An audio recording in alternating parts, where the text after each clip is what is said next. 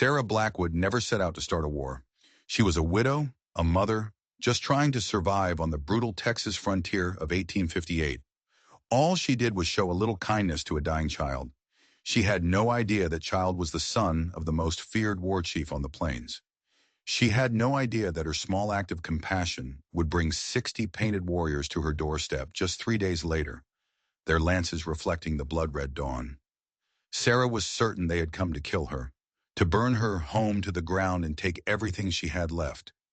But that's not what happened, not even close. What happened that morning would become a legend, a story whispered around campfires for 100 years. A story of an impossible choice, a shocking betrayal, and a bond forged in blood and fire that would change the very soul of the frontier.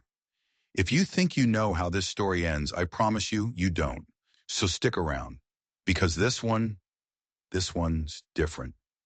The sun in Texas that summer was a merciless hammer. For 3 solid months, it had pounded the hills around Clearwater Springs, turning the grass to tinder and shrinking the creeks to muddy veins. The heat put everyone on edge, but nobody felt it more than Sarah Blackwood. She was only 26, but she'd already buried a husband and learned the hard truth of this land. It gives, but it takes a whole lot more. Thomas had been gone since winter, taken by a fever that swept through him like a prairie fire, leaving Sarah with nothing but a 40-acre homestead, a sturdy log cabin he'd built with his own 2 hands, and their 6-year-old daughter, Emma. Sarah stood on the porch, the wood hot beneath her bare feet, and stared at the withered corn. It wouldn't be enough, not for the winter coming. She felt a familiar knot of dread tighten in her gut. "Mama?" Emma's small voice cut through the haze of heat. She was sitting on the steps, trying to mend a doll's dress with clumsy, determined stitches. "Can we go to the creek? Maybe there's still minnows." Sarah forced a smile. Her daughter's innocence was the only cool water in this desert of a life. "We'll see, sweetheart. Laundry first." The isolation didn't usually bother her. She was self-reliant, had to be. Their nearest neighbors, the Millers, were a mile off. The settlement itself was just a handful of buildings, a general store, a church, a smithy. A tiny island of settlers in a vast hostile ocean. And the Comanche were masters of that ocean. As she turned to go inside, a flicker of movement at the edge of the tree line snagged her eye. She froze. Her heart didn't just speed up, it slammed against her ribs like a trapped bird. Every settler knew that feeling, the cold dread that shot up your spine when the familiar landscape suddenly felt alien, watched. Raids had been getting worse. The governor had sent more rangers, but the land was too big, and the Comanche were like ghosts. "Emma," she said, her voice quiet but sharp as flint. "Go inside. Now." Emma didn't argue. She knew that tone. She grabbed her doll and scurried into the cabin without a word. Sarah reached inside the doorway, her hand finding the familiar, cold comfort of Thomas's rifle. It was always loaded. He'd taught her to shoot, to defend their home. She prayed she'd never have to. She squinted, the sun a blinding white glare. Was it a deer? A drifter? The movement came again. It was a person, staggering. A small person, stumbling out from the deep shadows of the woods. Her finger tightened on the trigger. She held the rifle steady, her breath caught in her throat, and took a cautious step off the porch. The figure cleared the trees and collapsed into the open, and Sarah's heart stopped all over again. It was a boy, maybe 12, 13 years old. Dark hair in 2 long braids, buckskin leggings, a necklace of bear claws against his bare chest. Comanche, and he was wounded. A dark, ugly stain was spreading across his side, soaking the dry grass beneath him. He took 2 more shuddering steps toward her cabin, his eyes rolling back in his head, and then he fell face down in the dirt. Every instinct screamed at her. Every story she'd ever heard, every warning from her neighbors, every fear that lived in the heart of a frontier woman told her to leave him. Let the coyotes have him. His presence was poison. It could bring his entire tribe down on her and Emma. But she couldn't. He was just a child dying on her doorstep. She propped the rifle against the porch and ran to him. Up close, it was worse, much worse. A deep, ragged gash along his ribs, still weeping blood. His skin was on fire with fever. He was unconscious, but a soft moan escaped his lips when she gently touched his shoulder. This wasn't just a wound, this was a death sentence out here. Emma! Anita Shuckers, she called, her voice steady despite the tremor in her hands. Bring me the clean sheets from the line and my medicine bag. Hurry! Emma appeared at the door, her blue eyes wide with a terror that mirrored Sarah's own. Mama, I know who he is, Sarah cut her off. But he's hurt, and we're going to help him. Now do as I say.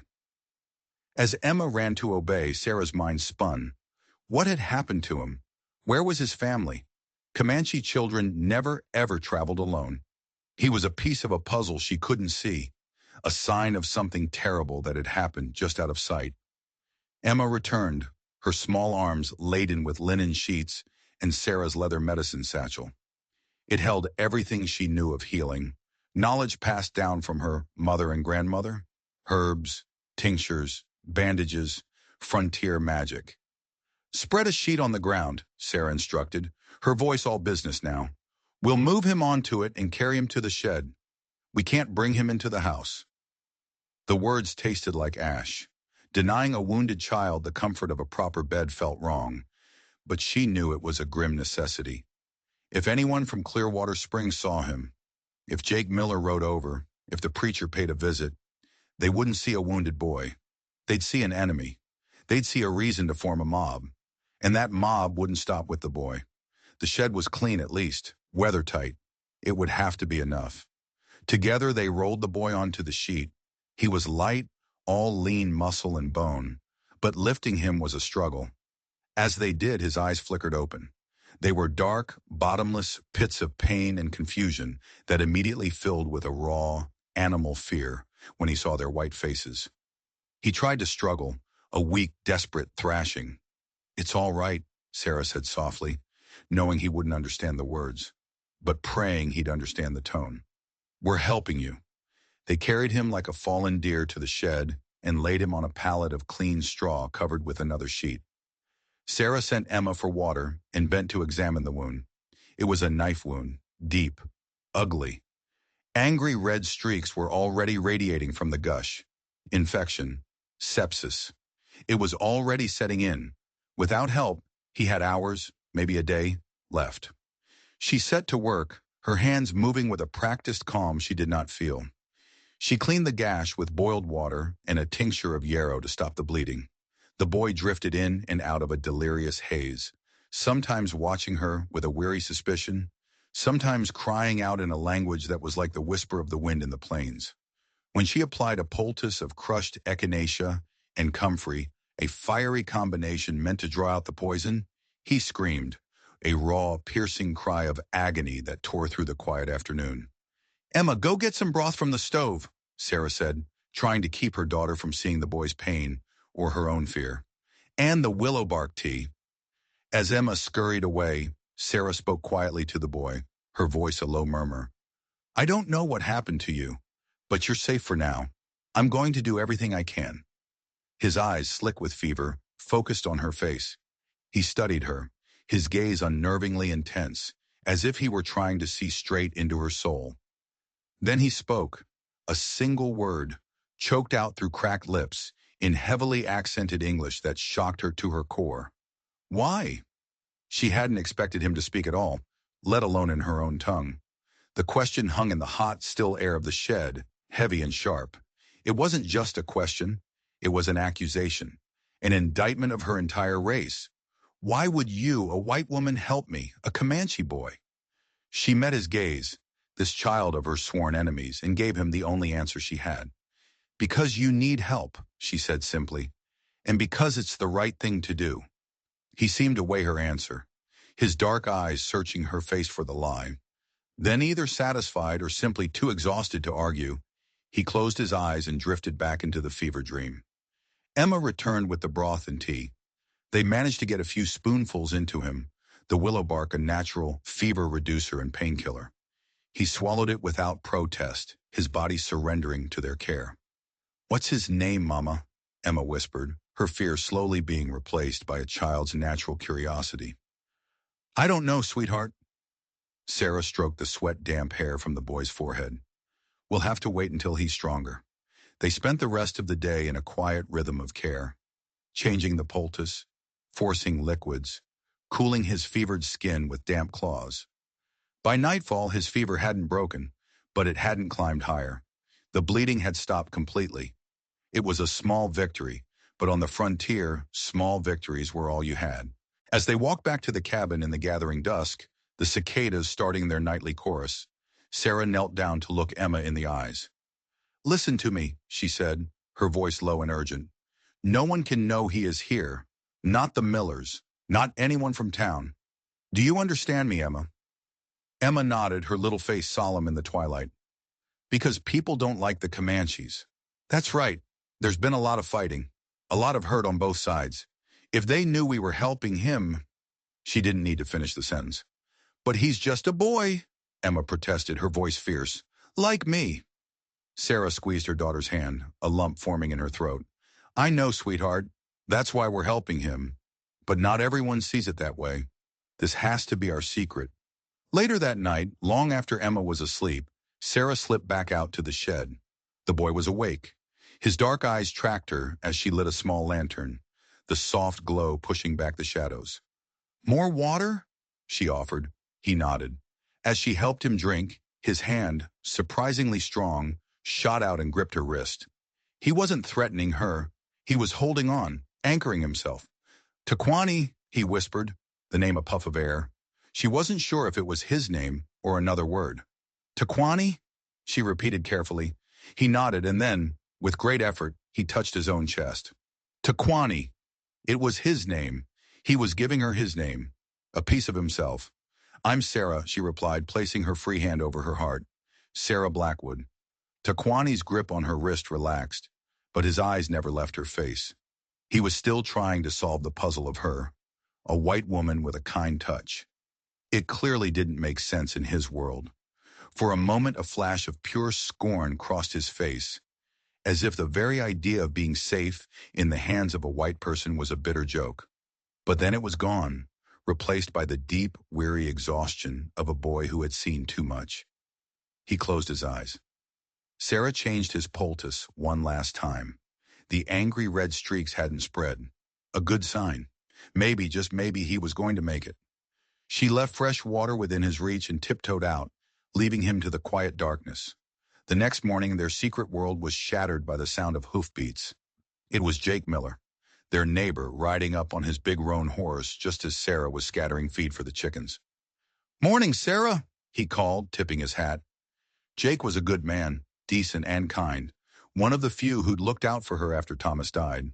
But today his friendly face was etched with worry. Jake, she said, forcing a casual smile, her heart hammering against her ribs. She stood deliberately between him and the shed. What brings you out so early? Heard some rumors in town yesterday, he said, dismounting. Got me concerned? Sarah's blood ran cold. Rumors? Had someone seen something? What kind of rumors? Ranger Johnson was through, Jake said, his voice low. Said they found signs of a war party about 20 miles west. Skirmished with them. Said they might be heading this way. He looked around the homestead, his eyes lingering for a moment on the shed. Sarah held her breath.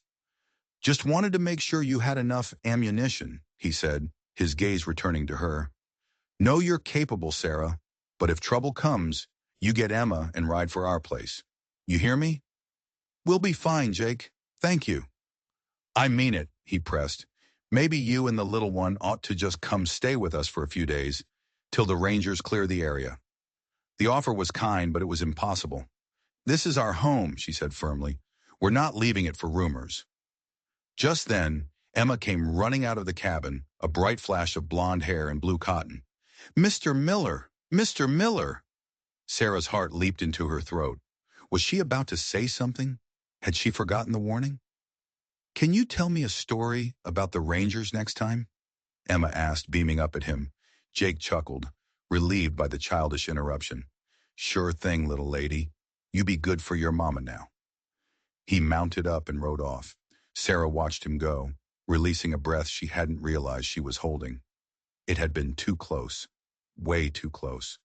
She took Emma by the hand and led her toward the herb garden, away from the shed. That was close, she whispered, kneeling down to her daughter's level. We have to be so careful. Is his name Taquani? Emma asked, her eyes bright with the secret. I think so. He told me last night. But remember, Emma, not a word. I won't tell, Emma promised, her face as serious as a judge. It's our secret. They spent the day in a state of high alert, jumping at every sound. Sarah checked on Taquani whenever she could. His fever had finally broken. He was weak, but he was lucid. He watched her with an intelligent, questioning gaze, but said little. By the afternoon of the second day, he was sitting up. She'd given him an old shirt of Thomas's, cut down to fit. Emma, unable to contain her curiosity any longer, tiptoed into the shed under Sarah's watchful eye. Hello, she said shyly. I'm Emma. Taquani just stared at her. Undeterred, Emma pressed on. Mama says your name is Taquani. I helped make the medicine for your cut. Does it feel better? To Sarah's astonishment, Taquani answered. Yes, better. His English was broken, but it was there. Where did you learn English? Sarah asked gently. His face clouded over. A look of profound bitterness entered his young eyes. Mission school, he said, the words tasting like poison. 2 summers. Then, I escaped. Sarah knew of those schools, places where they took native children to civilize them, to strip them of their language, their culture, their souls. No wonder he hated and feared them. Your family, Sarah pressed gently. Are they looking for you? His face hardened into a warrior's mask. Father is war chief. Brothers too. Fighting rangers. He pointed west, then made a sharp, slashing motion across his own side. Ranger knife. I ran. Got lost. The pieces clicked into place with horrifying clarity. He wasn't just a lost boy. He was the son of a war chief. He'd been in a battle with the Texas Rangers, with Ranger Johnson's patrol, and had been wounded, separated from his people. He'd wandered for miles, bleeding, delirious, until he collapsed at the edge of her property. He was a walking declaration of war. Then he turned his intense gaze back on her and asked the question that had been burning in his mind since he first awoke. A question that was far more dangerous than any ranger's knife. Why, he asked, his voice low and steady, do you help the enemy? The question hung in the air, sharp and deadly as an arrowhead. He wasn't a child asking a question. He was a warrior demanding an answer. Sarah looked at this boy, who had every reason in the world to hate her, and she gave him the simple truth. You're not my enemy, she said softly. You're a child who was hurt. Taquani studied her face, searching for the deception he was so sure was there. He was the son of a war chief, raised in a world of bloodshed and betrayal. Kindness from a white woman was a trick. It had to be. Finally, after a long, tense silence, he spoke. White woman with a good heart, he said as if pronouncing a verdict. Rare. Sarah didn't know if it was a compliment or an insult. There are good and bad people on both sides, she said carefully.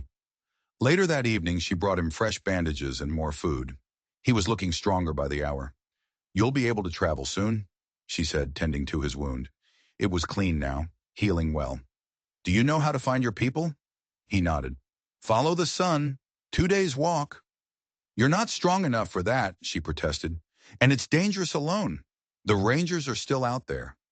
Must go, he insisted, a new urgency in his voice. Father will think I am dead.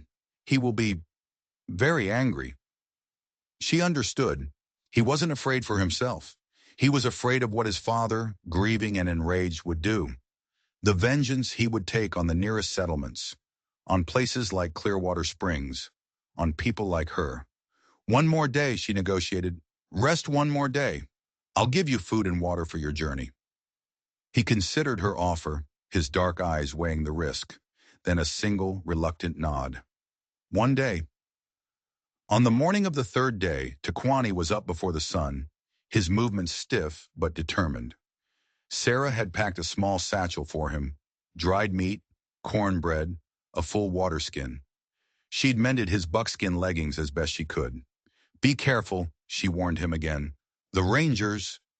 I am silent like a fox, he said, his face grim. Emma insisted on saying goodbye. Sarah worried about the attachment, but she couldn't deny her daughter. To her surprise, when Emma held out a small carved wooden horse, Taquani accepted it. "My papa made it," Emma said. "So you remember us." Taquani looked at the little horse, then at Emma. For a moment, the warrior's mask slipped, and he was just a boy again. "I will remember," he promised. Then he did something that stunned Sarah to her core. He reached up, untied one of the heavy bear claws from his own necklace, and pressed it into Emma's small hand. "For protection," he said. Emma's face lit up with a joy so pure it almost broke Sarah's heart.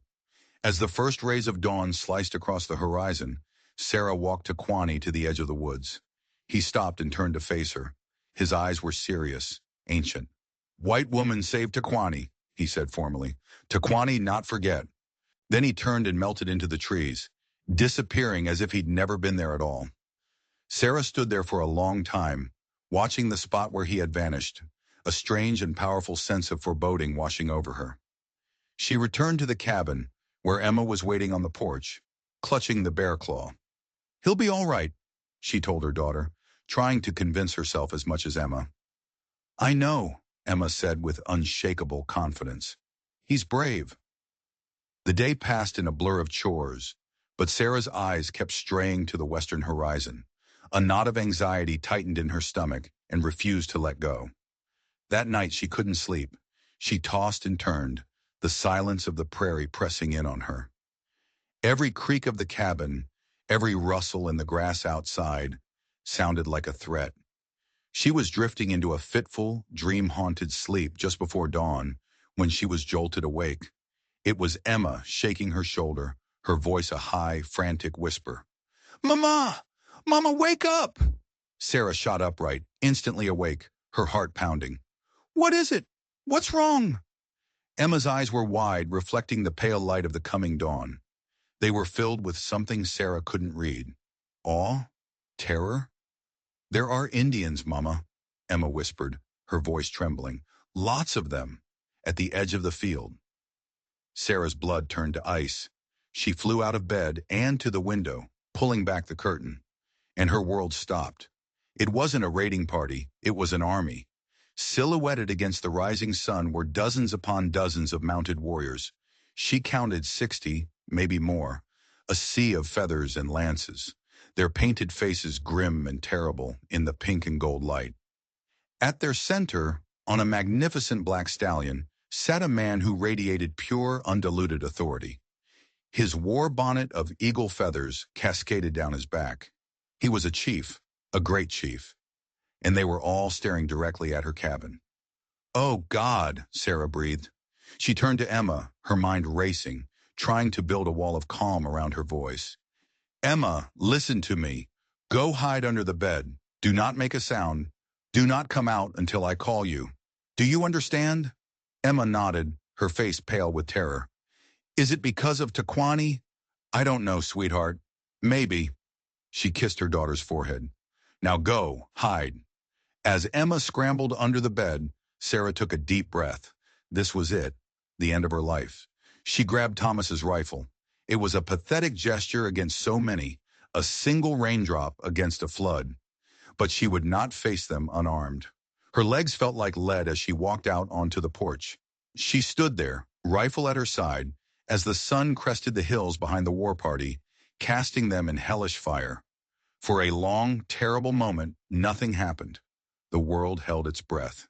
Then the chief at the center of the formation raised his hand, and the entire war party began to advance. The drumming of 60 sets of hooves on the dry earth was a death knell. Sarah gripped the rifle, its wooden stock slick with sweat in her palm. Running was useless. Fighting was suicide. Her only thought, her only prayer, was for Emma. Let them spare Emma. The warriors fanned out into a silent, menacing semicircle in front of her cabin. Their faces were impassive masks of paint and resolve. These were not boys.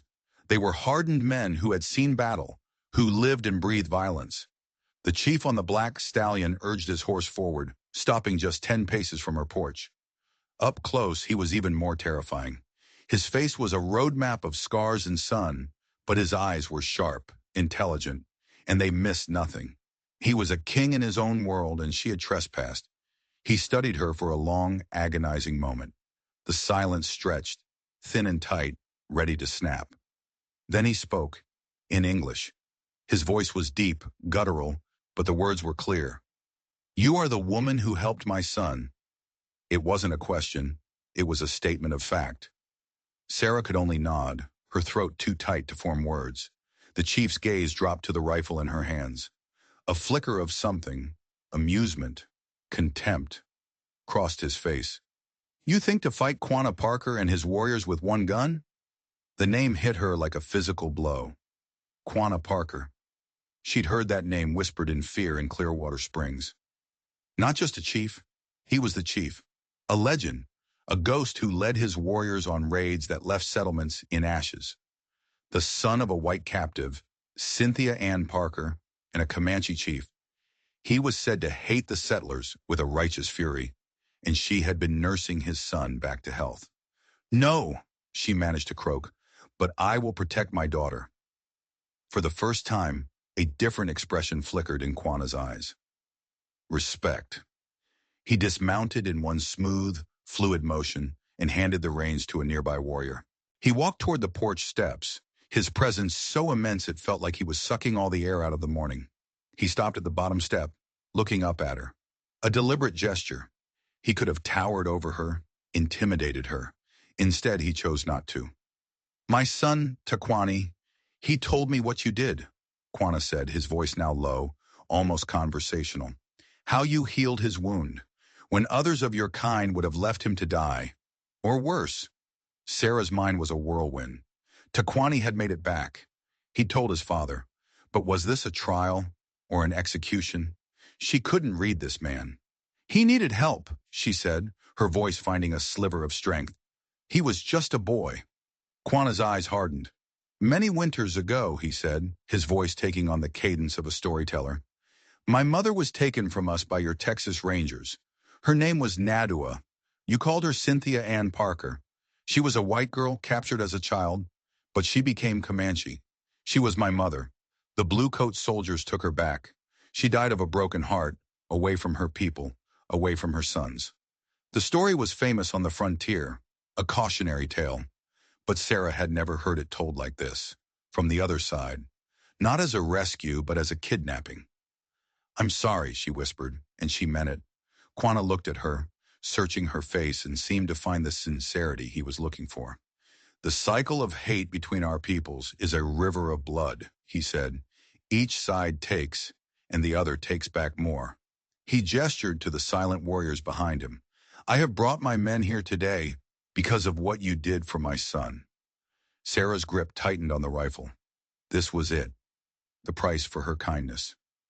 She and Emma would pay for all the sins of the white settlers. But Quanah's next words shattered her reality. "We have come to protect you." Sarah stared at him, blinking, convinced she had misheard him. The world tilted on its axis. "Protect me?" "Word travels fast on the prairie," Quanah nodded. "My scouts tell me that the man you call Ranger Johnson knows a Comanche boy was healed here. He and his men ride for your cabin now. They are close." It was too much. Her brain couldn't process the whiplash. The war party wasn't here to kill her. The Rangers, the law, were. "Why?" she stammered. "Why would you protect me?"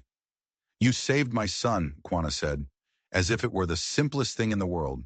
"And I am tired of this endless circle of killing. Perhaps it is time for a new way." From the back of the war party, a horse moved forward. On it sat Taquani. He was back in his buckskin, his wound still tender, but his back was ramrod straight. He looked at her, his young face grave. "Sarah Blackwood," he called out, "I told my father of your kindness, of your daughter's gift." He held up the small wooden horse Emma had given him. "You are not like the others."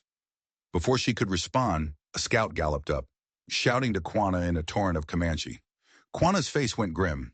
"Rangers," he said to Sarah. 12 men, riding hard. They will be here in minutes." He barked a series of sharp commands. His warriors didn't hesitate. They moved with a silent, terrifying efficiency, melting into the landscape. Some took positions in the trees, others behind a low ridge, forming a hidden, lethal perimeter around her home. Wait, Sarah cried, panic seizing her. If they find you here, they'll think I'm a traitor. They'll hang me. Quanah considered this for a fraction of a second. My warriors will remain hidden. They will not show themselves unless they must. He looked at Taquani. You too, my son. Go. Taquani looked like he wanted to argue, but a single sharp glance from his father sent him riding into the cover of the trees. What do I tell them? Sarah asked, her heart pounding a frantic rhythm against her ribs. Tell them the boy came, and you drove him off, Quanah advised. Tell them you are a good white woman who hates the Comanche. Lie to them. And if they don't believe me, a chillingly calm expression settled on Quanah's face. Then my warriors will make sure they never doubt another woman's word again. With that ominous promise, he swung back onto his stallion and disappeared into the shadows of a large oak tree, becoming just another part of the landscape. One moment, her yard had been full of warriors. The next, it was empty, silent, and more dangerous than ever before. The air was still, but it was electric with the presence of hidden men, arrows knocked to bowstrings, rifles cocked and ready. Sarah took a shaky breath and went inside to get Emma. She couldn't leave her hiding under the bed when rangers were about to storm the cabin. Emma, come out, she called softly. Some men are here to visit, the rangers. Emma crawled out, her face pale. Are the Indians gone, Mama? Sarah had to choose her words carefully. They're not going to hurt us, sweetheart. But the rangers, they don't need to know they were ever here. This is our biggest secret yet. Can you do that? Emma nodded solemnly. They went back out to the porch just as the thunder of approaching horses rolled over the hill. 12 Texas Rangers rode into view, dust pluming behind them.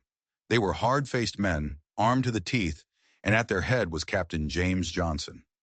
Sarah knew him by reputation, a man who believed the only good Comanche was a dead one, a man of cold, unbending conviction.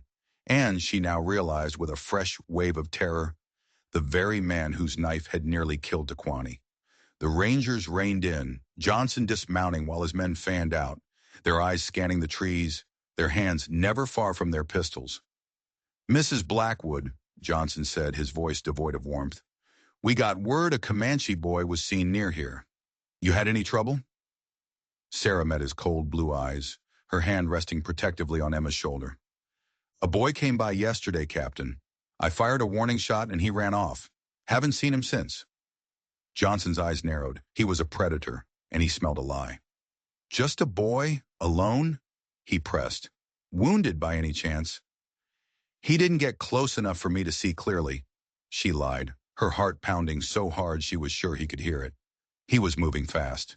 We had a skirmish a few days back, Johnson said, his eyes boring into hers. Wounded one of them. Been following a blood trail. He glanced around her property, his gaze lingering again on the shed. You mind if my men take a look around? For your safety, of course. It wasn't a request. Before she could answer, 2 rangers were already walking toward the shed. Sarah's stomach turned to a block of ice. Had she missed something? A bloodstain? A discarded bandage? Johnson stayed on the porch, his eyes never leaving her. Been out here all alone since your husband passed, he said, his tone laced with something that sounded like pity but felt like a threat. These are dangerous times. The governor is thinking of ordering all you isolated homesteads abandoned, for your own safety. This is our home, Captain, Sarah said, her voice tight. We're not leaving. Just then, one of the rangers called from the shed.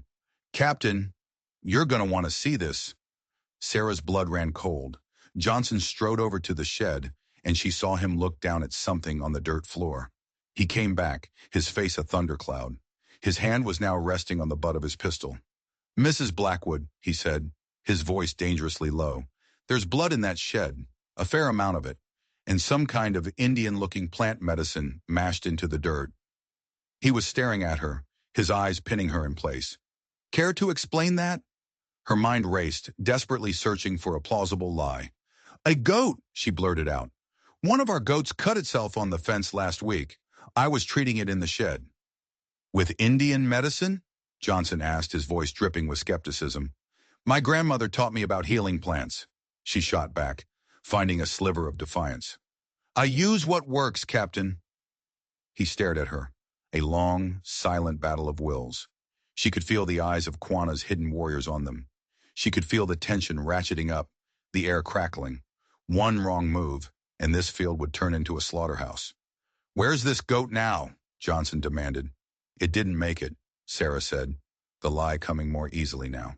"We butchered it 2 days ago." He didn't believe her. She could see it in his eyes. He knew she was lying, but he couldn't prove it. Not yet. Just then, another ranger shouted from the edge of the woods. "Tracks over here, Captain. Horses. Looks like a scouting party. Fresh." Johnson's attention snapped away from her, and Sarah almost sagged with relief. But it was short-lived. "That's it," Johnson said, turning back to her. His decision made. "There's a war party nearby. You and the girl are coming back to Clearwater Springs with us. Now." "What?" she protested. "We can't just leave." "This isn't a request, ma'am," he said, his voice flat and cold. "It's an order. For your protection." He took a step toward her, his intention clear. He was going to take them by force. "We want to stay home," Emma said, her small voice trembling but defiant. Johnson ignored her. "You have 5 minutes to gather your things."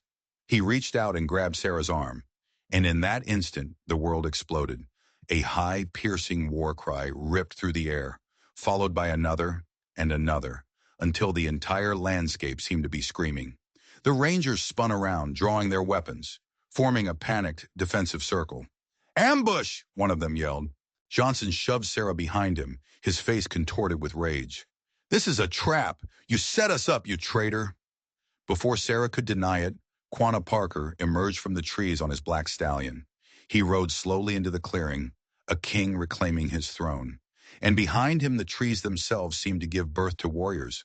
They appeared from the grass, from behind rocks, from the shadows, until all 60 of them were visible, a silent, deadly ring of steel and fury, completely encircling the terrified Rangers. Quanah looked at Johnson, a cold, hard smile on his face.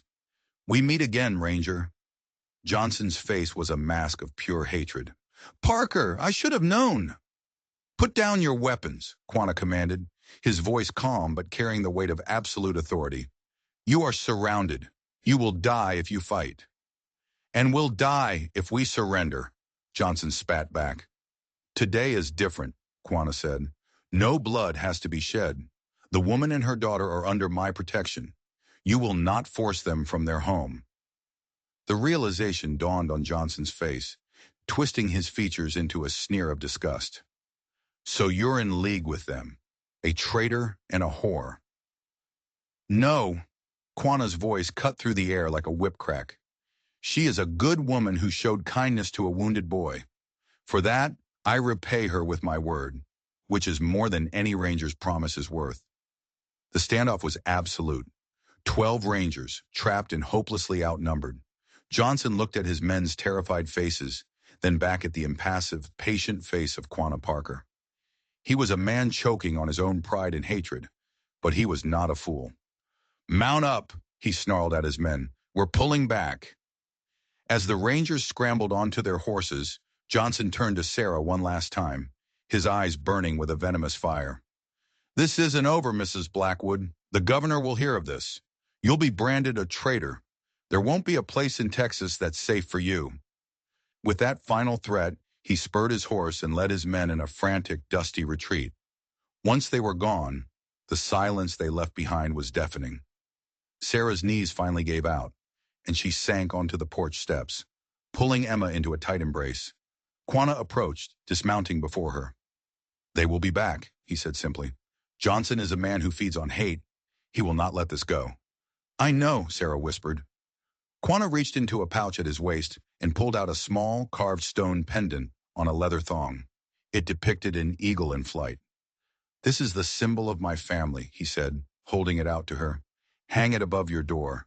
Any Comanche who sees it will know this place is to be left in peace. You are under the protection of Quanah Parker." Sarah took the pendant, the stone cool and heavy in her hand. "Thank you," she said, her voice thick with emotion. Taquani rode forward to join his father, his eyes shining with pride. He looked at Emma. "I promise to protect," he said. Emma held up the bear claw. "I kept it safe." A rare, genuine smile broke across Taquani's face. Good medicine. As the war party prepared to leave, a thought struck Sarah. What about the authorities? Johnson will report this. They'll send soldiers next time. Quanah's expression was resolute. Then we will fight soldiers. He mounted his horse. Hang the pendant. Keep your rifle close. We will be watching. With that, he and his warriors wheeled their horses and rode west, melting back into the prairie as silently as they had appeared. Sarah and Emma stood on the porch, watching them go. Sarah clutched the eagle pendant in one hand, and with the other, she held on to her daughter. The future was a terrifying, unknown country. Are we friends with the Indians now, Mama? Emma asked. Sarah looked at the eagle pendant, then at the simple wooden cross Thomas had hung beside their door. Two worlds, two faiths, two warring peoples. I think, she said slowly, we're friends with people. Good people. No matter where they come from. She hung the pendant above the door, right next to the cross. An eagle and a crucifix, guarding her home together. For the first time since Thomas died, she didn't feel entirely alone. She had an army of ghosts watching over her, but she also had a new enemy, an enemy with a badge, a grudge, and the full power of the Texas government behind him. And she knew, with a certainty that chilled her to the bone, that Captain Johnson would be back, and next time he would not be coming alone. Autumn arrived, painting the Texas hills in shades of copper and rust. The uneasy peace that had settled over Sarah's homestead was as fragile as a dying leaf. 2 months. 2 months since the standoff. Quanah Parker had kept his word. The eagle pendant was a powerful talisman. No Comanche had so much as ridden past her property line. But Captain Johnson had also kept his. Word of what happened had spread through Clearwater Springs like a disease. Sarah was no longer just the widow Blackwood. She was the Comanche woman. The traitor. Friends now crossed the street to avoid her. The whispers in the general store fell silent when she entered. The world she had known had slammed its door in her face. Only the Millers, Jake and Martha, still stood by her, though even their kindness was strained, tainted by the fear of association. And the Rangers. The Rangers were a constant presence. Patrols made a point of riding past her homestead weekly, their cold eyes watching her every move. Johnson himself had come by twice, his presence a suffocating cloud of menace, his questions dripping with veiled threats. He was waiting for her to make a mistake. Mama, why does Mr. Johnson hate us? Emma had asked, her child's mind cutting through the politics to the simple, ugly truth. He doesn't understand, sweetheart, Sarah had tried to explain. He thinks all Comanche are enemies, even children. Now, as Sarah harvested the last of her meager corn crop, she saw a rider approaching. It was Martha Miller, and she was riding hard. Panic, now a constant companion, flared in Sarah's chest. Martha never rode like that. Sarah, Martha called, reining in her horse, her face pale with dread. I had to warn you. There's trouble. What kind of trouble? Johnson came back from Austin yesterday, Martha said, her voice a hushed, frantic whisper. He has a new order from the territorial governor. All isolated homesteads are to be abandoned. Forcibly. The words hit Sarah like a physical blow. Abandoned? They can't do that. They are, Martha said grimly. They've already moved 3 families. The Petersons refused. Johnson had Mr. Peterson arrested. Threw him in the jailhouse. Sarah, he's using this order to clear the frontier. Sarah's blood ran cold with a terrible certainty. This is about me, isn't it? Martha nodded, her eyes filled with pity. Jake heard them talking. Johnson told the mayor your alliance with Quanah Parker is a threat to the entire settlement. He convinced the governor you had to be the first one removed from your land.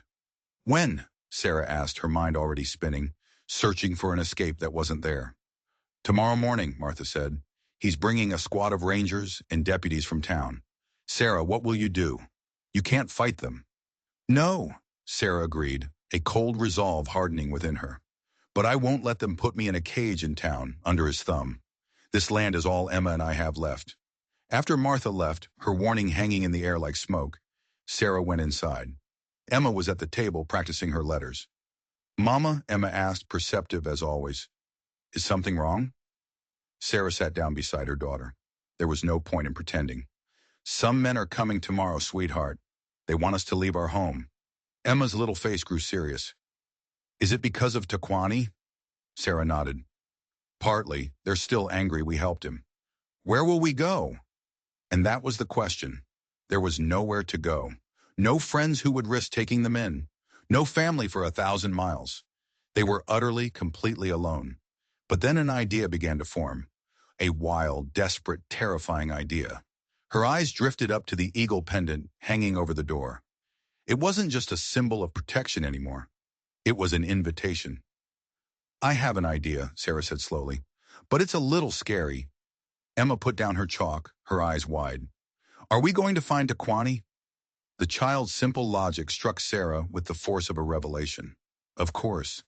They weren't running from danger. They were running to their only allies. Yes, she said, the decision solidifying as she spoke the word. I think we are. Instead of fear, Emma's face lit up. Will I get to ride a horse like Taquani and sleep in one of those triangle houses? They're called teepees, Sarah corrected, a small smile touching her lips for the first time that day. And I don't know. This won't be easy, Emma. It will be dangerous.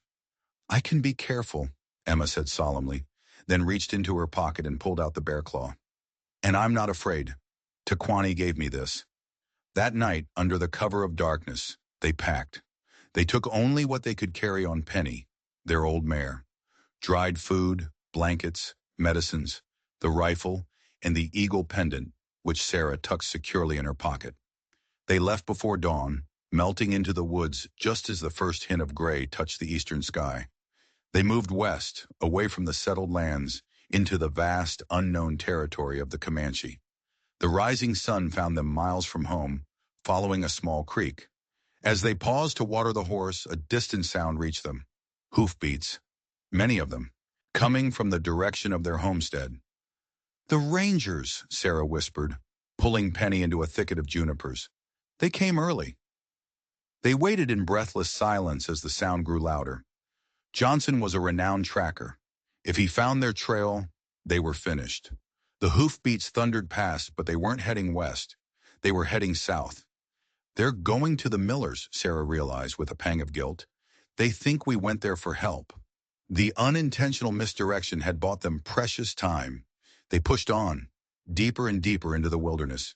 By midday, they were in a land Sarah had never seen, a rolling sea of grass and scattered oaks under an endless sky. This was Comanche, the heart of their enemy's land. It was on a high ridge late in the afternoon that she saw them, 6 mounted figures, silhouetted against the setting sun. Too far to make out details, but there was no mistaking them. Comanche. Sarah's heart hammered against her ribs. This was the moment of truth. These men wouldn't know her. They wouldn't know about Quanah's promise. They would only see a white woman and a child, alone and vulnerable. They could be their salvation or their death. She had to take the risk. Emma, she said, her voice tight, stay here with Penny, hidden. If there's any trouble, you ride east, as fast as you can. Do you understand? Tears welled in Emma's eyes, but she nodded bravely. Sarah took a deep breath, patted the eagle pendant in her pocket one last time, and walked out of the trees into the open. She raised her hands high above her head. The riders saw her instantly. As one, they wheeled their horses and charged. The ground shook under the thunder of their approach. They fanned out, flanking her, their faces grim, their weapons ready. Sarah held her ground, her heart screaming at her to run, but her feet were rooted to the spot. They reined in a few yards away, circling her. One warrior, who seemed to be the leader, barked a question in Comanche. With a shaking hand, Sarah reached into her pocket and pulled out the pendant. She held it up, the carved eagle glinting in the last rays of the sun. The effect was instantaneous. The warriors' aggressive posture softened. They exchanged surprised glances, murmuring to each other. The leader rode closer, his eyes fixed on the pendant. Where you get this? He demanded in broken English. From Chief Quanah Parker, Sarah said, her voice steadier than she felt. My name is Sarah Blackwood. I helped his son, Taquani. Recognition dawned in the warrior's eyes. The healing woman, he said. Taquani speaks of you. Relief washed over Sarah so powerfully, her knees nearly buckled. "We need to find Quanah," she said, explaining their flight from the Rangers. The warrior listened, his expression impassive. When she finished, he gave a single sharp nod. "I am Grey Wolf. I will take you to him." He swung her up behind him on his horse. Another warrior did the same for a squealing, delighted Emma. They rode into the deepening twilight, heading toward a distant glow of campfires. An hour later, they descended into a sheltered valley filled with over 30 teepees and hundreds of people. The camp of Quanah Parker. Grey Wolf led them to the largest teepee at the center of the camp. As they dismounted, a figure burst from the crowd and ran toward them. "Sarah Blackwood! Emma Blackwood!" It was Taquani, his face split by a huge grin. Just then, the flap of the large teepee opened, and Quanah Parker himself stepped out. His eyes found Sarah instantly. "Sarah Blackwood," he said, his deep voice silencing the murmurs of the crowd. "You have fled your own people to seek shelter with your enemies." Sarah stepped forward, holding her head high. "I fled from men who punish kindness," she said, her voice ringing with conviction. "I have come to the one man who offered me protection." A slow smile spread across Quanah Parker's face. "The Comanche respect bravery," he announced to his people, "and this woman is brave. She and her child are welcome in my camp."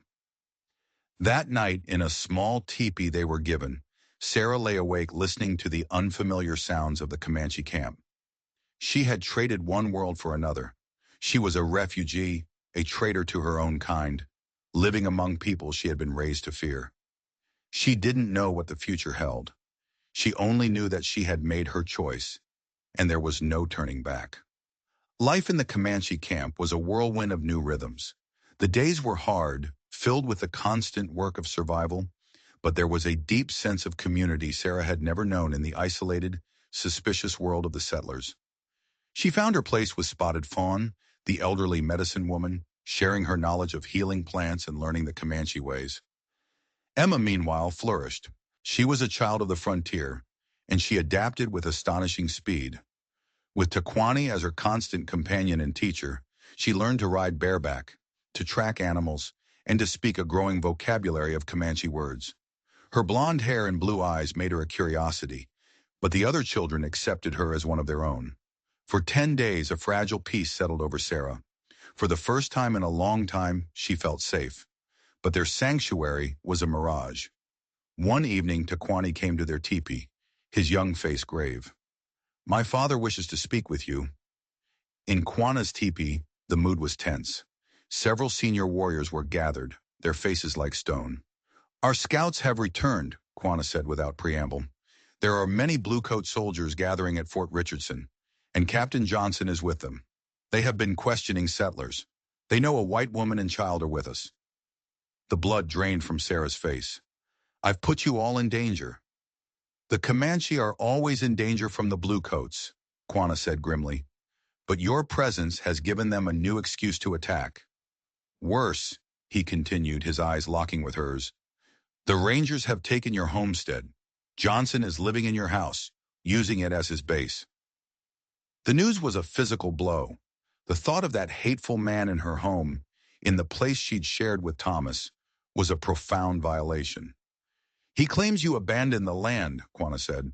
"Under territorial law, if you do not return within one season, the land is forfeit. He means to steal your home." The choice laid before her was impossible. Stay here and risk bringing the entire U.S. Army down on the people who had saved her? Or return and face Johnson in a charge of treason, losing her home and her freedom forever? "You must decide, Sarah Blackwood," Quanah said. "What is your path?" The next morning, before she could make her decision, the choice was made for her. Grey Wolf appeared at her teepee at dawn, his expression urgent. "Riders approaching," he said. "Many of them. Soldiers and rangers. They have found our trail." The camp exploded into frantic activity. This was what Sarah had feared most. "We will move the camp," Quanah said, already mounted on his stallion. "The women and children will flee to a hidden valley. My warriors and I will stay behind and delay them." He looked down at Sarah, his face a grim mask. "But I need your help." "My help? How?" "The Rangers are looking for you," he said, his plan forming with chilling speed. "You and the girl. If you go to them, If you meet them on the trail, you can delay them. Tell them you escaped from us. Tell them a lie. Lead them away from our people's true path." Sarah stared at him, horrified. "You want me to go back to Johnson? To put myself and Emma in his hands?" "It would save many lives," Quanah said simply. "My son's life. The lives of all who have sheltered you. It is a great sacrifice, but it is the only way." The weight of his request was crushing. It was a suicide mission. But as she looked around at the faces of the women and children now scrambling to flee because of her, she knew she had no choice. She found Emma and explained the terrible plan. The little girl's face grew serious, but there was no fear in her eyes, only a resolve that mirrored her mother's. "Taquani said warriors make sacrifices for the tribe," Emma said. "That's what we're doing, right?"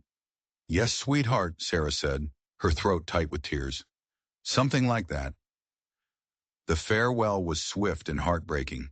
Taquani pressed a small leather pouch into Emma's hand. "More protection," he said, his voice thick. "Never forget Taquani." Emma hugged him fiercely. "I won't. Ever." Quanah took the eagle pendant from around his own neck and pressed it into Sarah's hand. "You are brave, Sarah Blackwood," he said. "Worthy of this. Now go, and lie well." Grey Wolf led them miles east to a spot on a well-worn trail. "Wait here," he said. "They will find you soon." Then he was gone, a ghost fading back into the prairie. Alone in the vast, silent plains, Sarah held Emma close and waited for their enemies to arrive. They didn't wait long. Within the hour, the thunder of hoofbeats announced the arrival of the army column. Captain Johnson was at the front, and his face, when he saw them, was a twisted mask of triumphant hatred. "Well, well," he sneered, reining in his horse. "Look what the buzzards didn't get. We heard you'd run off with the savages. Looks like you came to your senses." "We escaped," Sarah said, her voice shaking with a fear that was only half feigned. "They were going to kill us." They were taken to the commander, Colonel Mackenzie, a hard professional soldier who regarded her with cold, calculating eyes. Johnson stood beside him, whispering poison in his ear. "You were with Quanah Parker's band?" Mackenzie demanded. "Yes." "Where were they headed?" This was the moment, the lie that would save hundreds of lives or condemn them. "Northwest," Sarah said, her voice clear and steady. "They spoke of a winter camp in the Paladuro Canyon." Mackenzie and Johnson exchanged a look. "That confirms what our scouts found," Johnson said with satisfaction. "There's a large camp right where she said. We've got him." A cold dread washed over Sarah. What did he mean? She had invented the location. "We move out at once," Mackenzie commanded. "We'll hit them at dawn." Sarah's blood turned to ice. Her lie, the lie meant to save Quanah's people, was about to get another innocent band of Comanche slaughtered. She had inadvertently pointed the army's guns directly at them. She had to warn them. That night, as the army camp slept, Sarah made her move. She had spent her time as a prisoner, observing, noting the guard rotations, the location of the horse lines. With Emma as a lookout, she slipped through the shadows, a ghost in the military machine. She found two decent horses, cutting their tethers with a small knife she'd kept hidden. Getting out of the camp was the easy part. But as they galloped away into the darkness, a sentry's shout and a single gunshot ripped through the night. The alarm had been raised. Now they were being hunted by everyone. For 2 days they rode with little rest, pushing the horses to their limits. Emma, bless her heart, had learned well from Taquani. She spotted the subtle signs, a pile of stones arranged just so, a bent sapling, that marked the trail of Quanah's scouting party. They were following their friends, praying they would find them before the army found their new camp. They found them in a small hidden grove, Grey Wolf and a handful of warriors. Their initial reaction was suspicion. They thought she had betrayed them. "No!" Sarah cried, explaining the terrible mistake. "The soldiers are not coming for you. They are going to Paladuro Canyon. They are going to attack an innocent camp. We have to warn them." Quanah himself was there. He listened to her frantic story, his face unreadable. When she finished, he looked not at her, but at his warriors. "Yellow Bear's people," he said grimly. "They winter near the canyon, an old, peaceful band." He turned back to Sarah, a new respect in his eyes. The soldiers will attack at dawn tomorrow. There was no hesitation. We ride, Quanah commanded. They rode through the night, a desperate, punishing race against the sunrise. Sarah and Emma rode with them, Taquani at their side. They were no longer captives or guests. They were part of the war party. They reached the edge of the immense Paladuro Canyon as the sky began to lighten. Below them, they could see the cook fires of Yellow Bear's camp, peaceful and unsuspecting. And to the east, a massive cloud of dust on the horizon. The army was here. There was no time. Quanah split his small force. Half would ride down to evacuate the village. He and a few others would ride to meet the cavalry, to buy time with their own lives. You go to Yellow Bear, he commanded Sarah. A white woman's warning will make them believe the danger is real. Go with Taquani. They plunged down the treacherous canyon trail. In the village, chaos erupted as they screamed their warning. The peaceful morning shattered into a panic of dismantling teepees, gathering children, and preparing to flee. They were still scrambling when the first shots echoed from the canyon rim. Mackenzie's cavalry had arrived. The battle was a nightmare of smoke, screams, and rifle fire. Blue-coated soldiers poured down the canyon walls, firing into the fleeing villagers. But Quanah's handful of warriors were lions. They charged the soldiers' lines, drawing their fire, creating chaos, fighting with a suicidal bravery that stunned the professional soldiers. Sarah saw Quanah himself, a magnificent, terrifying figure, leading the defense, a whirlwind of motion and fury. Taquani, no longer a boy but a warrior, joined the fight to defend the retreat of his people. Amid the chaos, Sarah helped the women and children escape down a hidden trail, deeper into the canyon. As they climbed to safety, she looked back. The village was burning. The fighting was desperate. And she saw Comanche warriors fall. They fled for hours, a ragged stream of survivors. By late afternoon, they were on the high plains, exhausted and grieving, but alive. Then they saw riders approaching from behind. It was Quanah and Taquani, and the handful of warriors who had survived the delaying action. Emma ran to Taquani, and the two children embraced, their reunion a small island of joy in a sea of sorrow. Quanah rode up to Sarah, his face grimed with sweat and powder smoke. Your warning saved many lives today, Sarah Blackwood, he said. Without it, Yellow Bear's people would have been wiped out. But the cost, she whispered, looking at his depleted ranks. War always has a cost, he said, but we survived, and we will continue to survive. He looked at her, his gaze steady and deep. But what of you? You can never return to your world now. They will hunt you as a traitor for what you have done. It was the truth. She had made her choice. She had crossed the line, and there was no going back. We will find a new life, she said, trying to sound braver than she felt, somewhere far from here. Quanah was silent for a moment. Then he said, You have another choice. He gestured to the column of survivors, to his warriors, to his son standing with her daughter. Stay with us. Become one of the people. Your actions speak louder than your skin. Your heart is Comanche. Sarah looked at Emma, laughing with Taquani, her face smudged with dirt, her hair a wild tangle. She looked happier and more alive than Sarah had ever seen her. This was her world now. These were her people. Sarah thought of her cold, empty cabin. She thought of the hatred in Captain Johnson's eyes. And she thought of the warmth of the Comanche cook fires, of the shared laughter of the women, of the fierce loyalty of the warriors who had just risked everything for strangers. She turned back to Quanah, the great war chief, her friend, and for the first time she knew exactly where she belonged. My heart, she said, a slow smile spreading across her face, is with my daughter, and her heart has already found its home. Quanah Parker nodded, his own rare smile lighting up his stern features. Then you are welcome, Sarah Blackwood. Your story will be told in our lodges for generations. The story of the healing woman who saved a boy and then saved a nation. As they rode on across the vast, endless plains toward a future she could never have imagined, Sarah knew her journey wasn't over. It was just beginning.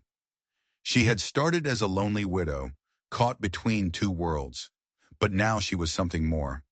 She was home.